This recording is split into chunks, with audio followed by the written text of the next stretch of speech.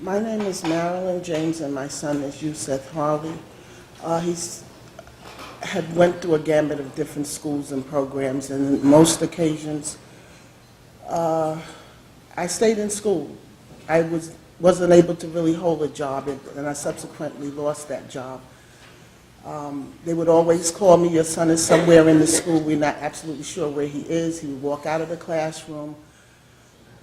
Just a whole lot of things. They didn't even trust him to walk to school alone. He would wander and go other places. When I thought he was in school, he never made it to school. Or when he did go, they would call me and tell me he's somewhere in the building. He went from that program, is just numerous placements, ineffective.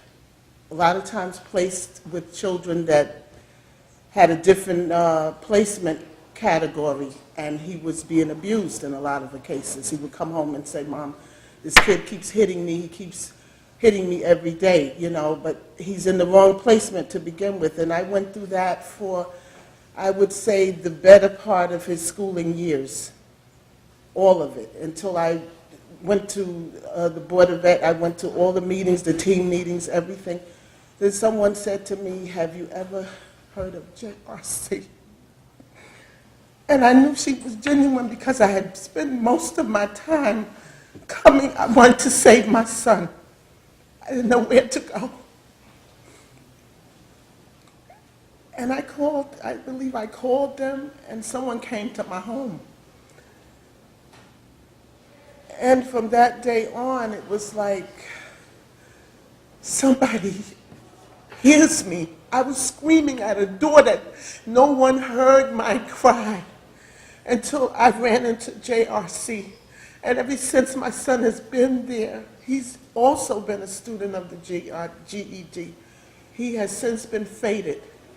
He's now, I believe he's 21. Don't quote me because I lost a lot of stuff just by suppressing it and not wanting to remember but the pain, okay? I try not to bring every pain into every arena. I try to remember that now I'm living a new life. I'm able to go to work, fix myself up, do my hair.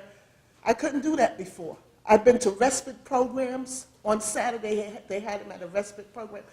It's just up and down, up and down, up and down until he came to JRC. They tried to work with him. He became abusive to the staff. I was shown the footage. I'm a parent. I love my son, and believe me, I wouldn't want anything to happen to him.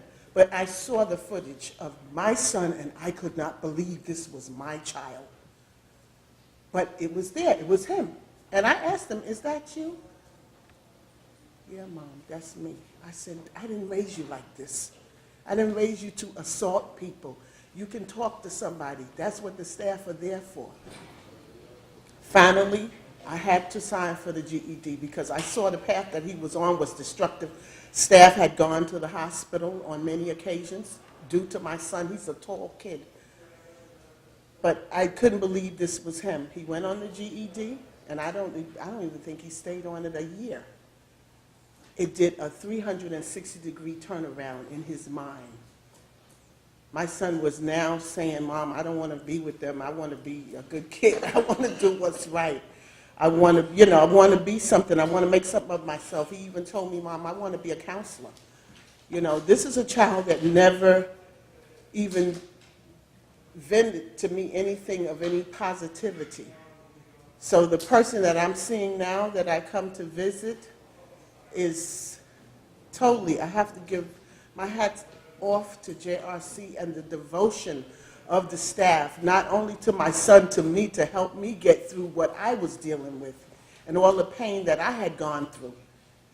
And I just ask you, please, consider the parents. It's just maybe a few of us, but we are the ones that definitely need this help. I've tried every other measure. I have exhausted every arena.